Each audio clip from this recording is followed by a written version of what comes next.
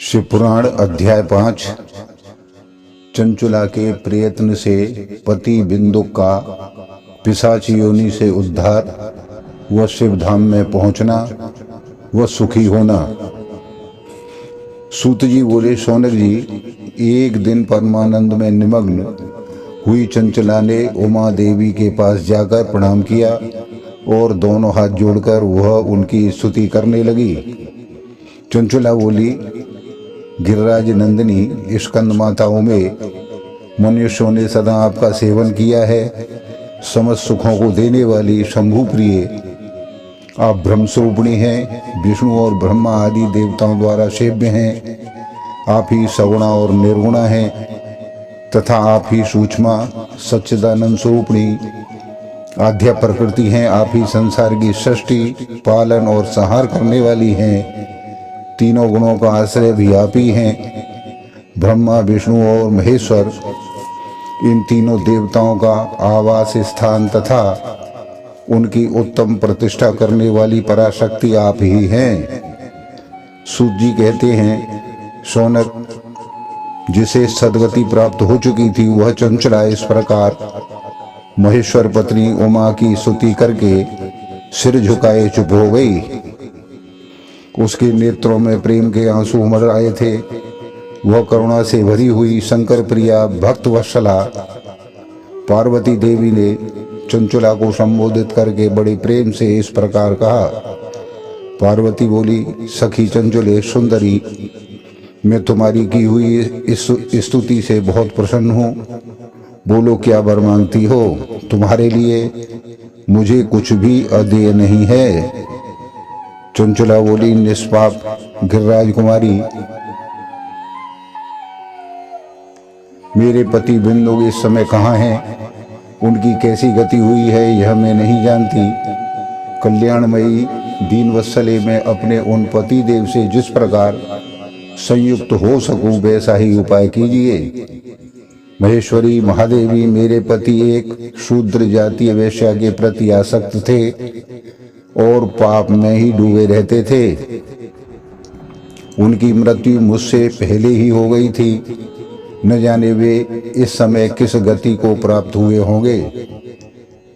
गिरिजा बोली, बेटी, तुम्हारा बिंदु नाम वाला पति बड़ा पापी था। उसका अंतःकरण बड़ा ही दूषित था। वेश्या का उपभोग करने वाला वह महामूढ़ मरने के बाद नरक में पड़ा। अगणित वर्षों तक नरक में नाना प्रकार के दुख भोग कर वह पापात्मा अपने शेष पाप को भोगने के लिए विंध्य पर्वत पर पिशाच बना हुआ है। इस समय वह पिशाच अवस्था में ही है और नाना प्रकार के क्लेश उठा रहा है।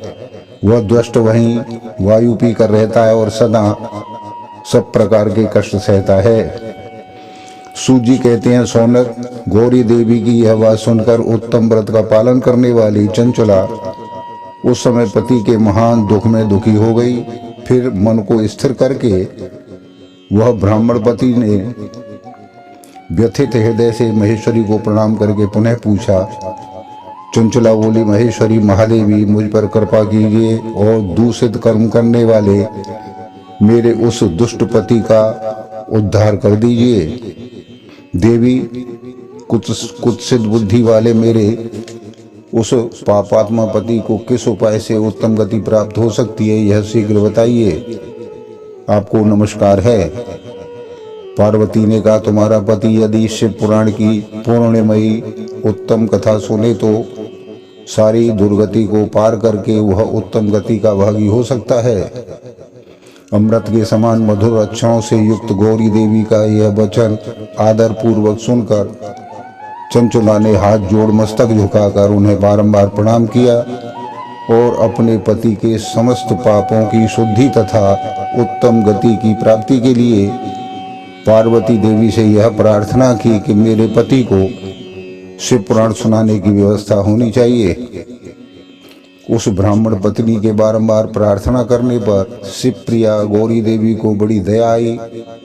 उन भक्त वत्सला माहेश्वरी गिरिराज कुमारी ने भगवान शिव की उत्तम कीर्ति का गान करने वाले गंधर्वराज तुम्बुर को बुलाकर उनसे प्रसन्नतापूर्वक इस प्रकार कहा, तुम बुरो, तुम्हारी भगवान से में प्रीति है, तुम मेरे मन की बातों को जानकर मेरे अभीष्ट कार्यों को सिद्ध करने वाले हो, इसीलिए मैं तुमसे एक बात कहती हूँ, तुम्हारा कल्याण हो। तुम मेरी इस सखी के साथ शीघ्र ही विंध्य पर्वत पर जाओ, वहाँ एक महाघोर और भयंकर पिशाच रहता है, उसका वृतांत तो तुम आरंभ से ही सुनो।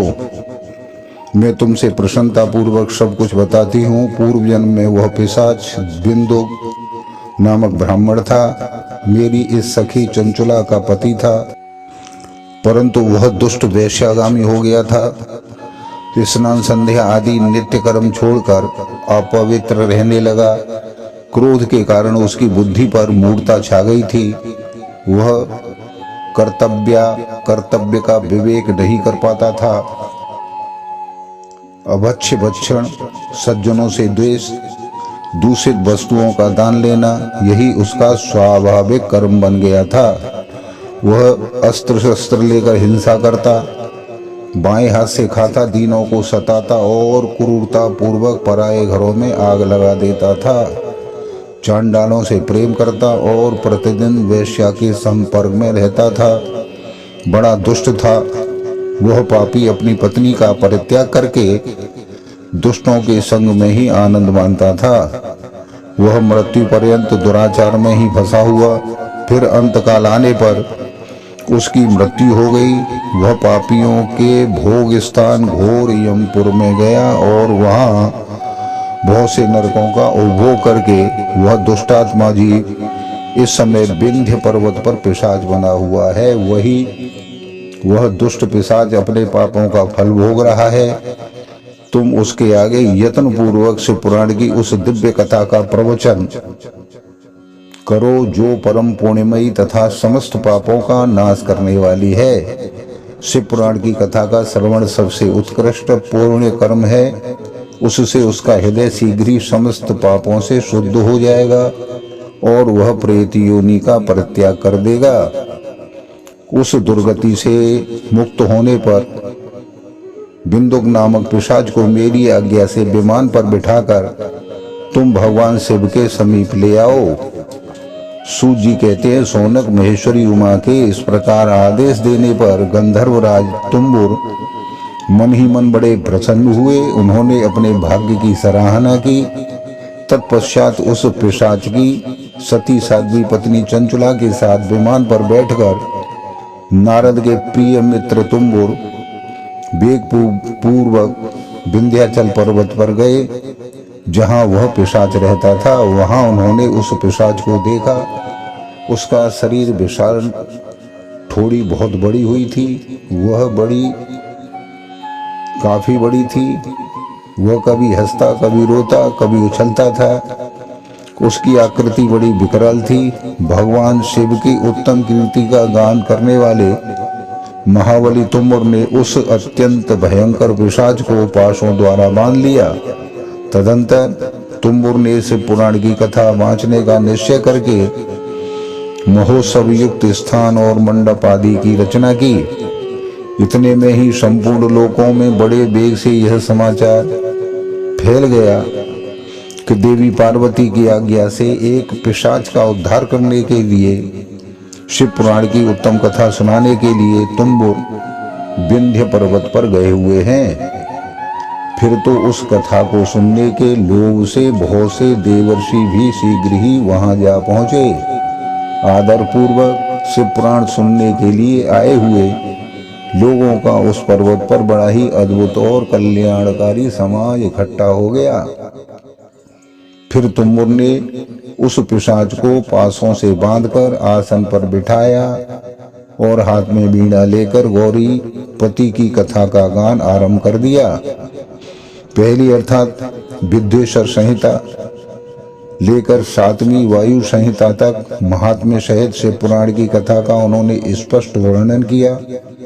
7 संहिताओं सहित शिव पुराण का आदर पूर्वक श्रवण करके वे सभी श्रोता पूर्णतः कृतार्थ हो गए।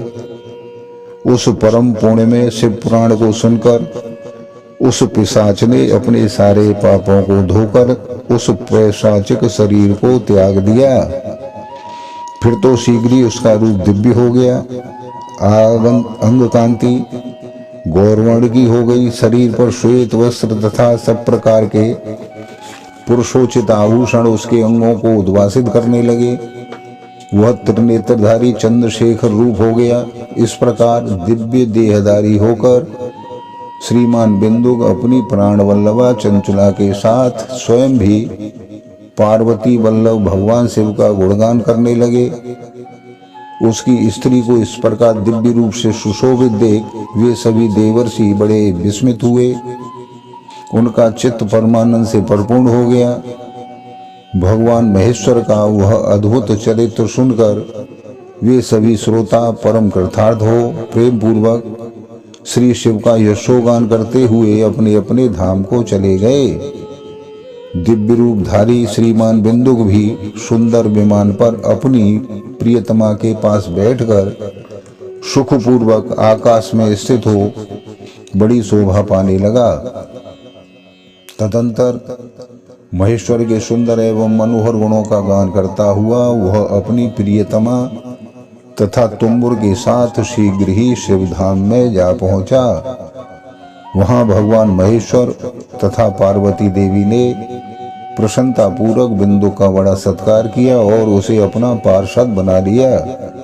उसकी पत्नी चंचला पार्वती जी की सखी हो गई। उस घनीभूत ज्योति स्वरूप परमानंद में सनातन धाम में अविचल निवास पाकर वे दोनों दंपति परम सुखी हो गए। ओम नमः शिवाय। धन्यवाद।